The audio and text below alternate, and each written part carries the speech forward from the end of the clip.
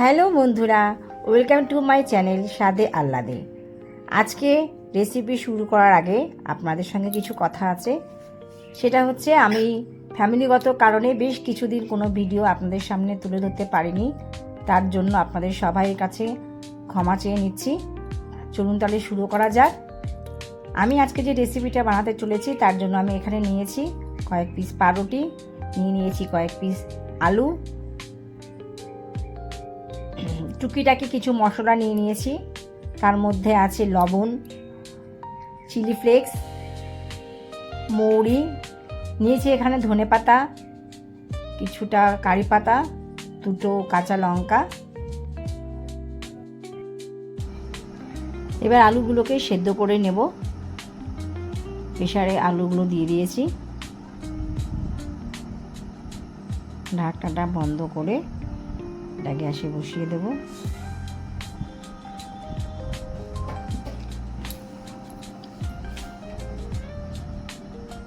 এদিকে আলু সেদ্ধ হতে হতে আমি এখানে মশলাগুলো সব রেডি করে নেব।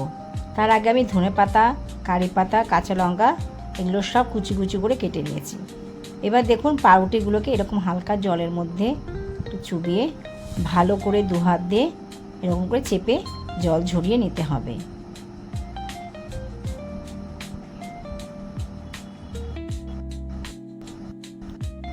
আমার ভিডিওগুলো আপনাদের যদি ভালো লেগে থাকে তাহলে লাইক, শেয়ার, সাবস্ক্রাইব ও কমেন্টস করে পাশে থাকবেন। তাতে আমি আরও নতুন নতুন রেসিপি আপনাদের সামনে তুলে ধরার অনুপ্রেরণা পাবো। এবার পাউরুটিগুলোকে দেখুন ছুরি দিয়ে এরকম করে কেটে নেব।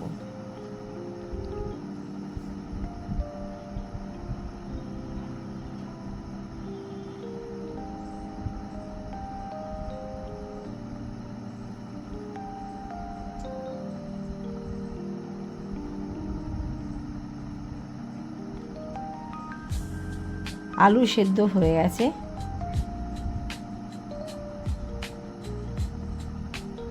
ঢাকনাটা খুলে দিচ্ছি। এবার আলুগুলোকে তুলে নেব।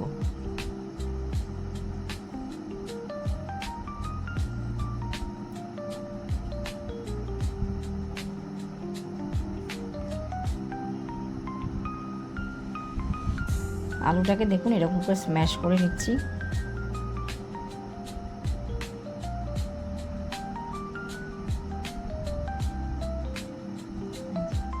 আলুটাকে ভালোভাবে এরকম স্ম্যাশ করে নেওয়ার পরে এর মধ্যে এবার আমি এই যে পাউরুটিগুলো জলে ভিজিয়ে কুচি কুচি করে রেখেছিলাম সেটা এই আলু স্ম্যাশের মধ্যে দিয়ে দেব।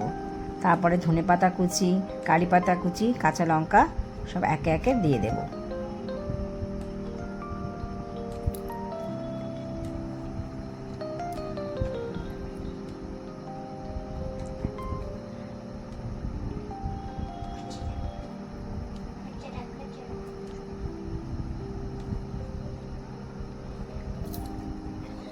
পাউরুটি কুচিটা দিয়ে দিলাম।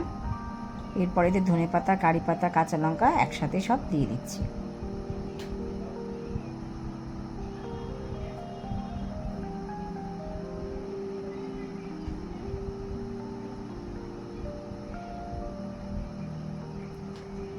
এরপরে এতে একে একে মশলা দিয়ে দেব। ছোট চামচের 1 চামচ লবণ দিয়ে দিচ্ছি।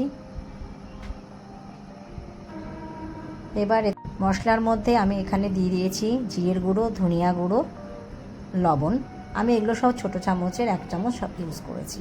এরপর এটাকে ভালো করে এভাবে মেখে নেব। এবার বেলুন পিড়ি নিয়ে নেব। এতে এরকমভাবে ভালো করে তেল মেখে নেব প্রথমে। তারপরে এখান থেকে এরকমভাবে তুলে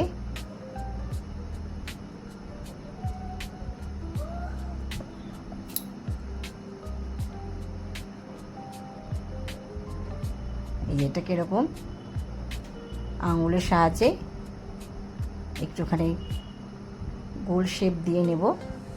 খুব বেশি পাতলা করব না, একটু থিকনেস রাখবো।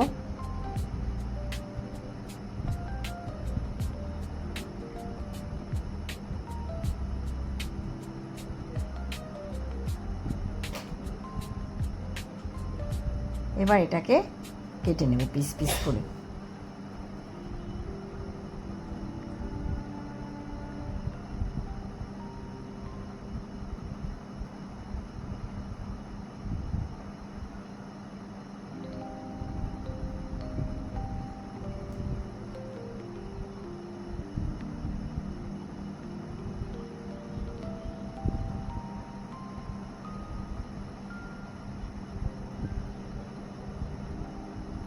দেখুন এরকম করে পিস পিস করে নিয়েছি। এবার গ্যাসে কড়াই বসিয়ে দিয়েছি। কড়াইটা গরম হওয়া পর্যন্ত একটু অপেক্ষা করব। কড়াই গরম হয়ে গেছে, এবার এতে তেল দিয়ে দিচ্ছি।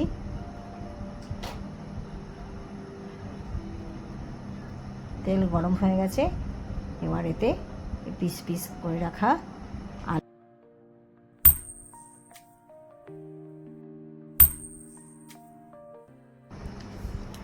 গুলো দিয়ে দেব।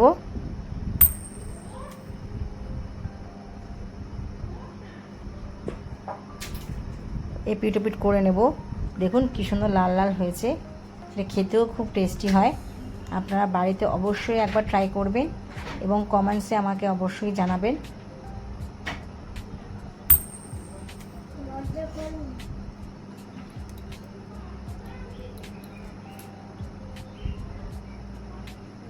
ভাজার সময় এরকমভাবে চেপে চেপে দেবেন, তাহলে ভেতরটাও ভালোভাবে ভাজা হয়ে যাবে।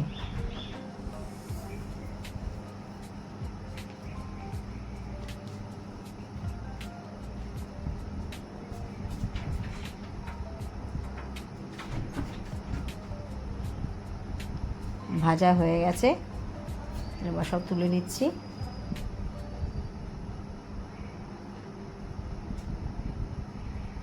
এই দেখুন রেডি। গরম গরম সস দিয়ে খেতে খুব ভালো লাগে। আমার ভিডিওটি শেষ পর্যন্ত দেখার জন্য আপনাদের সবাইকে অসংখ্য ধন্যবাদ। দেখা হবে আবার পরের ভিডিওতে। ততক্ষণের পর্যন্ত টাটা, বাই বাই।